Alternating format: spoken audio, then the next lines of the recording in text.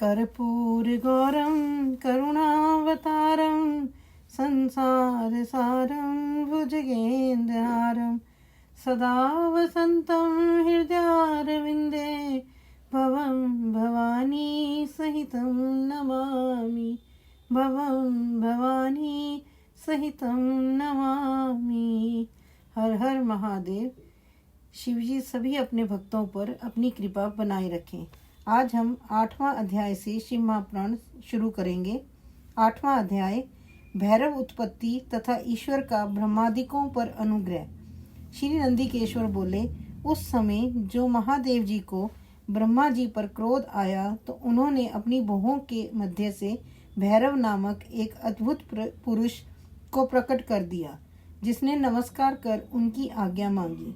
शिवजी ने आज्ञा दी, तुम अपनी लपलपाती तलवार से ब्रह्मा की पूजा करो।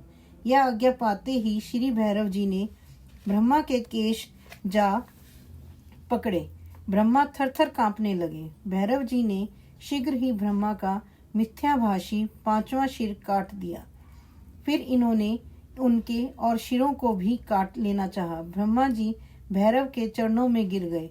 यह देख विष्णु जी ने अश्रु त्यागते हुए बालकों के समान शिवजी के चरणों का आश्रय लिया और हाथ जोड़कर ये प्रार्थना की, प्रारंभ में भी आप ही ने कृपा कर इन्हें 5 सिर प्रदान किया था, अतः इन्हें क्षमा कर प्रसन्न हो जाइए।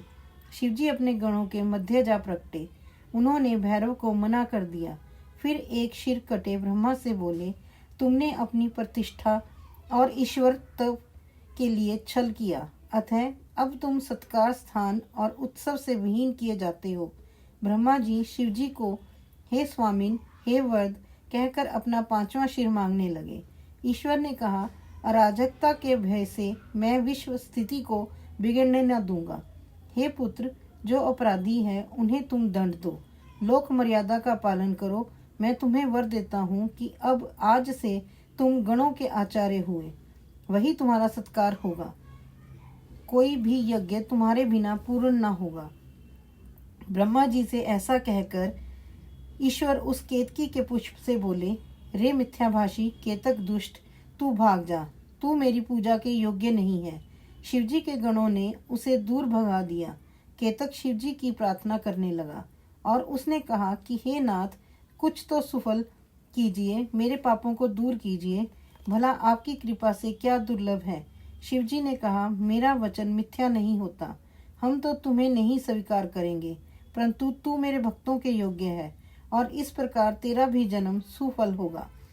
जहाँ मेरी मंडप रचना होगी उसका शिर मोर तू ही होगा। ईश्वर केतक ब्रह्मा और विष्णु पर कृपा कर देवताओं में आए। देवताओं ने उनकी यथोचित पूजा की। शिवजी अपनी शोभित सभा में जा बैठे।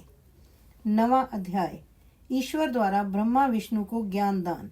श्री नंदीकेश्वर बोले, हे सनत कुमार, अब ब्रह्मा विष्णु हाथ जोड़े हुए शिवजी के अगल बगल में जा बैठे।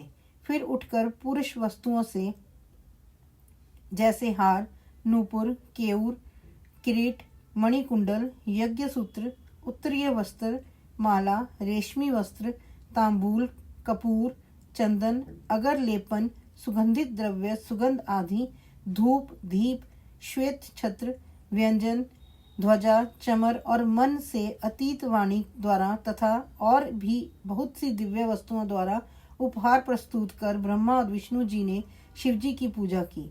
शिवजी ने उन चढ़ाई हुई वस्तुओं को उठाकर सब में वितरित कर दिया, परंपरा की रक्षा की। पुनः ब्रह्मा विष्णु से पूजित शिवजी प्रसन्न हो उनसे बोले, हे वत्स, ऐसे महान दिन में मेरी तुम्हारी पूजा से मैं संतुष्ट हुआ। अतएव अब आज से यह दिन शिवरात्रि नाम से प्रसिद्ध एक बड़ा पवित्र दिन होगा, जो कि मेरे प्रिय तिथि होगी। इस शिवरात्रि के दिन जो मेरे लिंग बेर शिव की पिंड की पूजा करेगा वह सृष्टि विधायक तक होगा। यदि कोई जितेंद्रिय निराहार रहकर 1 वर्ष निरंतर मेरी पूजा करेगा तो वह बड़ा तपस्वी होगा। किंतु जो एक दिन शिवरात्रि की मेरी तिथि पर प्रपंच रहित हो मेरी पूजा करेगा वह उसके ही समान होगा। क्योंकि जैसे चंद्र दर्शन से समुद्र उमड़ता है, वैसे ही यह दिन भी मेरी भक्ति को उभारने वाला है। मेरा स्तंभ जो पहले प्रकट हुआ लिंग रूप आर्द्रा नक्षत्र है।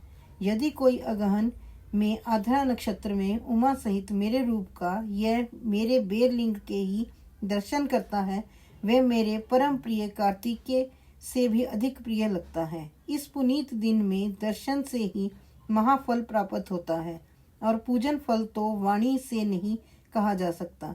इस समर के स्थान में जहाँ मैं लिंग रूप से प्रकट हुआ हूँ, इसका यही नाम होगा और यह पूजन के समय छोटा हो जाएगा। यह भुक्ति मुक्तिदायक होने के साथ ही दर्शन, स्पर्श और ध्यान से आवागमन से मुक्ति देने वाला है। विश्व में इसका नाम अरुणाचल होगा और यहाँ शरीर छोड़ने वाले को मुक्ति प्राप्ति होगी। जो इस लिंग में मुझ परमेश्वर लिंगेश्वर की पूजा करेंगे, उन्हें सालोक्य, सामीप्य, सारूप्य, सारथी और सायुज्य पांचों प्रकार की मुक्ति प्राप्त होगी और सब भी अपने इष्ट को प्राप्त करेंगे। फिर तो ब्रह्मा विष्णु के युद्ध में जितनी सेना मारी गई थी, उन सबको शिवजी ने अमृत बरसाकर जीवन प्रदान किया और उन दोनों की परस्पर शत्रुता को भी यह कहकर समाप्त किया कि मेरे सकल और निष्कल दो स्वरूप हैं, जैसा और किसी का नहीं है, इसलिए कोई और ईश्वर नहीं हो सकता। हमारा एक तो स्तंभ लिंग रूप है और दूसरा निष्कल सगुण रूप ईश्वर है। ये दोनों ही रूप सिद्ध हैं। बड़ा आश्चर्य है कि तुम लोगों ने अज्ञानवश अपने को ईश्वर मान लिया था। उसे ही दूर करने के लिए मैं संग्राम भूमि में आया। अब अभिमान त्याग मुझ ईश्वर में भक्ति करो। मेरी ही प्रसन्नता से लोक में सभी पदार्थ प्रकाशित हो रहे हैं। मैं ही परब्रह्म हूँ और मेरी ही यह सब कलाएं हैं जो निष्कल रूप में दृग्गोचर हो रही हैं। मुझ गुरुदेव के वाक्य ही सर्वदा तुम्हारे लिए प्रमाण है। तुम्हारी प्रीति देखकर ही मैंने ऐसा कहा है। मैं सगुण निर्गुण दोनों हूँ। यह सब कुछ मेरा और ब्रह्म ज्ञान देने के लिए ही मैं निष्कल रूप में प्रकट हुआ हूँ। मेरा यह निष्कलत्व स्तंभ भी ब्रह्म का बोध कराएगा, जिससे मेरा आत्मिक संबंध है। लिंग के अभेद से यह नित्य ही पूजनीय है।